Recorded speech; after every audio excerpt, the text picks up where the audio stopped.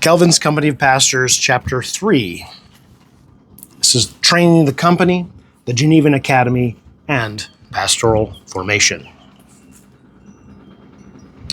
In 1559, Geneva launched an institution that would become one of the most important training grounds for pastors and theologians in the Reformed world, which was the Genevan Academy, which wasn't just a theological school. It was more of a pastoral forge. It was practical in nature. It was producing ministers not merely with knowledge and deep theological content, but it was a vision of ministry and for ministry in this transformative period of time.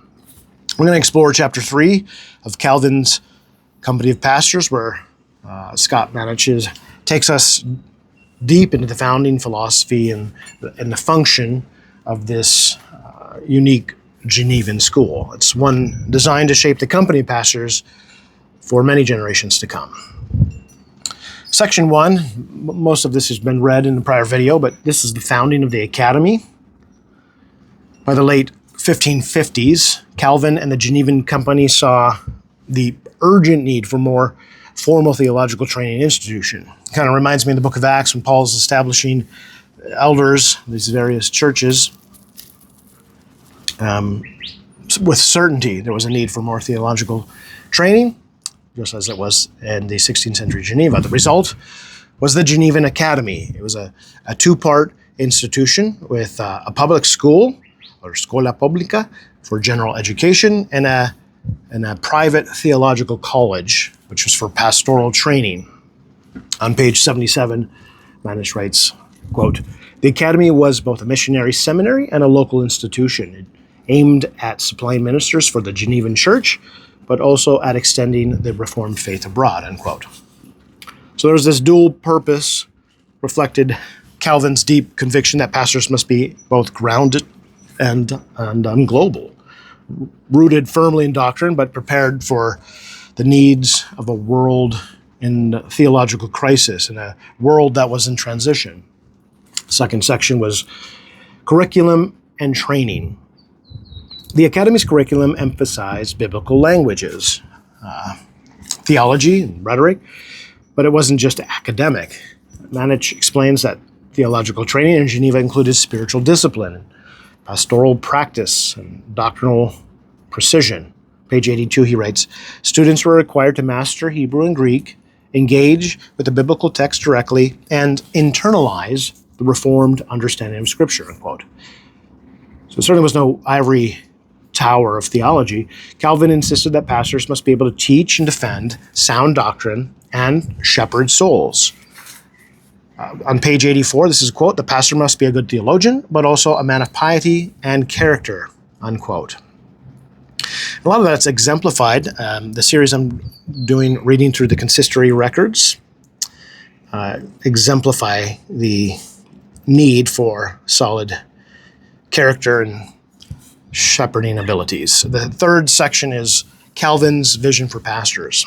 Manetsch points out that Calvin's ideal pastor was neither a scholastic academic nor a populist preacher, but more of a servant of the word, or it might be stated as a spiritual physician, and certainly a moral example of life. On page 85, Manetsch writes, "Theology for Calvin was never a speculative endeavor. It was always pastoral in orientation." And the Genevan Academy was designed to instill just that. There was weekly sermons, there was disputations, there's lectures. It was not just simply an exercise in learning. They were training in wielding truth for the good of the flock. The fourth section, sending out the reformers. By the 1560s, the Genevan Academy became a launching pad for missionary pastors, especially for those going back to France. Hundreds of men are recorded to have been trained here, and then they were sent out into some very dangerous contexts, especially in France, to continue spreading the gospel from a Reformed tradition. On page 88, Manetsch writes, "By 1564, nearly half of the ministers in France had been trained in Geneva," unquote. That's quite phenomenal. Half of the ministers in France got their training, for lack of any substantive alternatives, they got their training in Geneva. So it wasn't just a seminary, it was like the missionary front line. On page 90, Manetsch writes, for many students, the path from Geneva led straight to persecution, exile, and martyrdom, unquote. What an invitation. Section 5, piety and prayer and formation. And yet, all this rigor was matched with a deep emphasis on personal devotion. Calvin believed that doctrine must inflame the heart, and that pastors must live what they preach. And that's true for us today. Doctrine for the sake of YouTube debates is senseless and a waste of time. It's something that should inflame your heart, draw you closer to God, and your life certainly should reflect what you preach. Page 93, quote, prayer was not an add-on, but it was a central feature of pastoral preparation, unquote. So true. Page 94, quote, theological knowledge, spiritual discipline were twin pillars of ministerial formation, unquote. So clearly, the academy wasn't producing intellectuals. It was producing, that wasn't their goal. It certainly did produce intellectuals, but it was producing shepherds. That was the need. Closing reflections.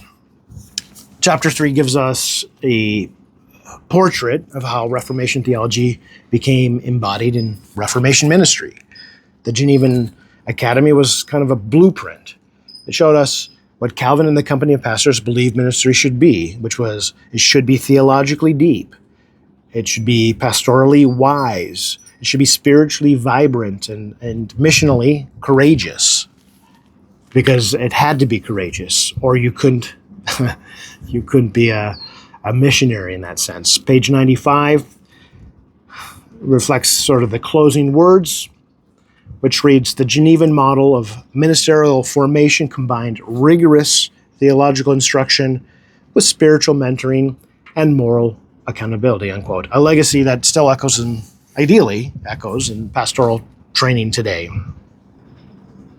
In our next episode, chapter 4, we'll be looking at the pastors of Geneva.